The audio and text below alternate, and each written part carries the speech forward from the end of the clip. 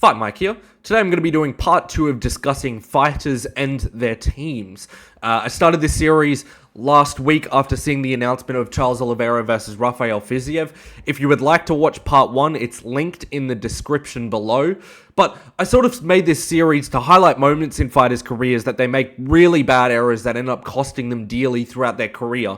I'm not just doing this to trash the fighters and their teams. I really do want to highlight these errors that fighters are making in the hopes that maybe there's an amateur fighter 3 years down the line that's watching this, or someone who's aspiring to be a fighter in the future that can see these errors that these professionals have made in their careers and can make sure that they don't make the same ones. First case I wanted to talk about, which is one of the more sad cases to me, it's the Tony Ferguson debacle. It was sort of like a 1-year period that Tony really just messed up his career, where we all know that he's on a massive 8-fight losing streak at the moment. But there was a time when Tony Ferguson was literally the boogeyman of the division. He could have been even the boogeyman of the entire UFC at that period. But he made like a couple of very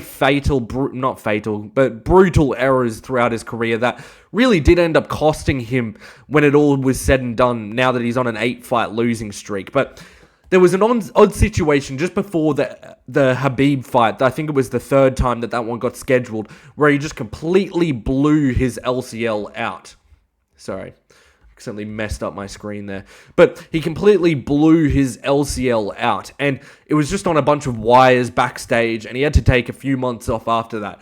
But my issue wasn't necessarily the injury. There wasn't really anything that they could do to prevent that at all. It was just a freak accident. But my main issue was the timeline that he returned from that injury, where reports were saying at the time that Tony Ferguson was skipping physio, doing his recovery all self-managed, and he fought Anthony Pettis, I think it was about 4 to 5 months after that injury, and it wasn't an ACL injury from my understanding. It was an LCL, so it wasn't as bad of an injury as a brutal ACL injury would be. But in that Pettis fight, the one straight after, he looked so noticeably slower. I know a lot of people will talk about that fight like that was prime Tony. It was really not. If you watch the RDA fight just before it, he was full speed, all the pressure in the world, full cardio, really good reaction time and all of that. But then straight away at the Pettis fight, he looked a lot more ploddier, a lot slower on the feet. His movement was way slower, and he just didn't seem like the same type of fighter. And the thing is that we don't really know if it was the injury that did that. It could have definitely been age. Like, age was always going to catch up to Tony. His style wasn't a very age-averse style. He wasn't going to last to his 40s either way, just because his style relied a lot on reaction time and speed. But if he had properly healed that injury, the speed decline we've seen might have been less severe. It might have happened over a longer period of time. In that Pettis fight, I saw a much different, slower Tony. He was way less accelerated in his fights. He was a lot slower. Like, it was literally incomparable. And it just looked like he wasn't able to move out the way of shots straight away from that Pettis fight moving forward. And we don't know if he had taken an extra 2 to 3, 4, 5 months even after that, whether he would have been able to get back into peak Tony Ferguson shape and just not been as wobbly and cobbly on those knees. If you remember the Pettis fight, his movement in the first round especially looked really bad. If you watch the RDA fight straight away and then watch the Pettis one straight after, you'll see that his footwork is considerably worse from that fight coming onto the Pettis fight. But then another major error that he made, which I think that the Pettis fight was definitely the start of his decline. The major error he made was in the Justin Gaethje fight. The fight was, again, originally booked for Khabib versus Tony, but Khabib had to pull out due to, I think it was some travel restrictions. And Gaethje stepped up to the plate on 3 weeks' notice. And Tony Ferguson stupidly did a mock cut 3 weeks before it. And it's not like Tony was a Khabib-sized lightweight or like a Charles Oliveira-sized lightweight. He was getting up to 183 pounds on fight night. But he was a big lightweight. He wasn't at any point a very small lightweight. And the thing is, cutting 3 weeks before a fight that you're already cutting back down to 155 means that you're not going to get the same level of rehydration before the mock cut. And you're just not going to be as slick and as fast as you were if you weren't taking that cut, because the cut drains your body. It drains all of your nutrients in your body. It drains the muscles in your body. It makes you a lot weaker, a lot slower. It makes you have worse cardio. You have less water and hydration in the brain. There's so many effects that this actually has on the body. And even though a lot of at the time people were saying, oh, Tony's crazy, he takes risks all the time and they always pay off.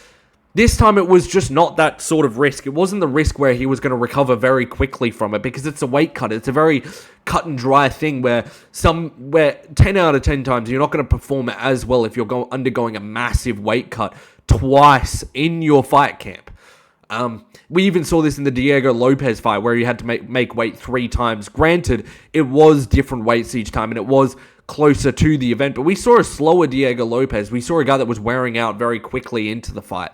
And the thing is that the weight cuts definitely drained Tony's reaction time and speed. It definitely explains a poorer performance or a slower recovery in that Gaethje fight. And as a fan of Tony Ferguson, it sounds like I'm coping, thinking he would actually win the fight. But stylistically, I think Gaethje was always going to beat Tony, especially at the point of Tony's career where he probably felt a little bit too invincible for his own good.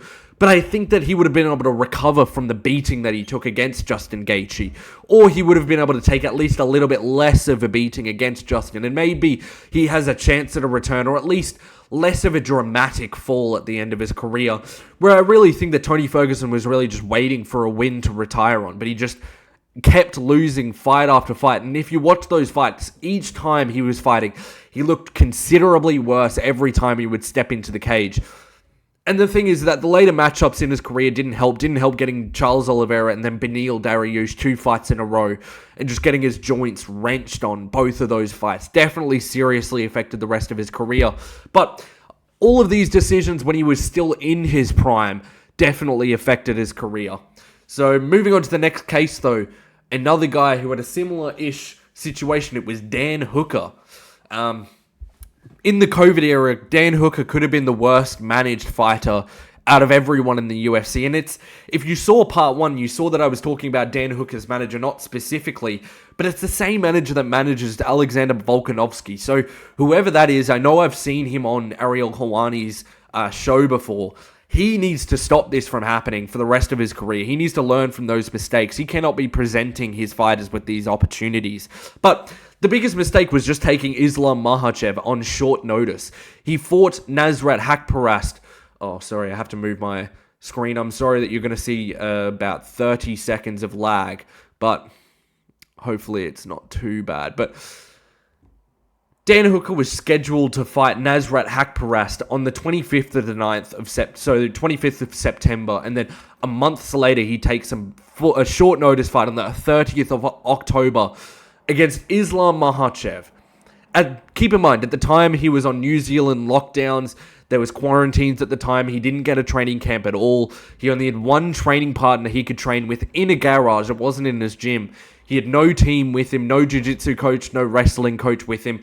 And the thing is that if you're Dan Hooker's team, no matter how confident you are in Dan Hooker, which keep in mind you shouldn't be, because at this point he had lost 2 of his last 3, one by KO to Michael Chandler, and then by decision where he got beaten badly by Dustin Poirier, with only a win against Nasrat Haqparast, who was unranked at the time, I believe. But he had no real chance in the fight. It was similar to what I was talking about, the Volk fight, where Volk against Islam, he had a very close first fight, but that was peak Volk coming up against an Islam who wasn't in the best of shape. And yet he still thought he could take it as a worse shape Volk against a perfect shape Islam. This is a similar situation where Dan Hooker had just gotten beaten by 2 really world-class guys, but then there was a dark horse of the division who looks like a future champion that he took on 1 month notice in the realm of MMA where he is the worst. Dan Hooker in no shape or form is a grappler. Yet he's taking probably the most like specialist grappler in the division on short notice when he had already fought a month earlier. He went a 3-round fight against Nasrat Haqparast. Although he schooled Nasrat in that fight, he still took quite a bit of damage in that fight. So there was no reason to take this fight. And his managers and coaches should be telling him that the likelihood of winning this fight is so much lower. And the thing is that because he had those losses to Chandler and Poirier and only a rebound win over an unranked Nasrat, the Islam loss pushed him back so far down the rankings very quickly, and it made it that his lightweight career couldn't spring back and recover how much it could be if he didn't take that fight. And if you remember at the time, there was like a fan here and there saying that Dan Hooker might win the fight, but realistically, everyone was saying, nah, Islam's getting this by first round submission. And they were right. It was such a mismatch between the two of them. Dan Hooker on no training camp for the last two fights was coming in against the most specialist grappler who he was always going to lose to him. It's not like Dan Hooker was on a massive streak where his confidence was riding high. He had just got knocked out by Michael Chandler and he got beaten over 5 rounds against Dustin Poirier, having some success. But that shouldn't show you that you can beat Islam Makhachev a month after fighting Nasrat Haqparast on no training camp. It meant that it put his lightweight career on hold for a very, very long time, and it just was a terrible decision. And then 5 months later, this isn't the main point that I wanted to make about Dan Hooker. He's dropping down to featherweight for the first time in like 5 to 6 years, which is a terrible decision. The thing is that 5 months isn't enough to give yourself to drop down another like 15, 20 pounds and shed off your lightweight frame. You were 6 foot anyway. There was no reason to go down to featherweight. And I can understand his reasoning, thinking that Islam Makhachev and Michael Chandler were able to blow through him, using a lot of strength against Dan Hooker, and he looked weak in those fights. I will give him that. But that's not where he should have been going. It should have been, okay, we need to pack on some size where maybe you're too small of a lightweight, and we need to focus on our grappling technique, and we need to focus on striking technique. And we've seen that Dan Hooker was able to get back to the top of the lightweight division. So making that decision to go back down to featherweight, become unranked in lightweight, pushing yourself back years in progress, just really hurt him, and he got finished in the first round. We don't know what sort of damage that does for Dan Hooker in the rest of his life. His team should be yelling at him to not take that fight. There was no reason to take either the Islam Makhachev fight or, oh my god, why have I forgotten his name? The Arnold Allen fight. Moving on to the last case I wanted to talk about, probably one of the more famous cases out of the three of them. This is the TJ Dillashaw case. I'm so sorry, I should have manage this a little bit better, but you're going to get another 20 to 30 seconds of lag in a couple of seconds here. Just wait. Oh, not too bad. I'm actually impressed with this, but this is a very famous example for TJ Dillashaw. It was the fight against Henry Cejudo. That mistake in TJ's Dillashaw kind of tarnished his otherwise strong legacy that he had in his career. He had attempted to cut to 125 pounds just 4 months after fighting Cody Garbrandt at 135 pounds. And that meant losing roughly 1/6 of his body weight in about 4 months. Well, not 1/6, but maybe like an 1/8 or a 1/10 of his body weight in just 4 months.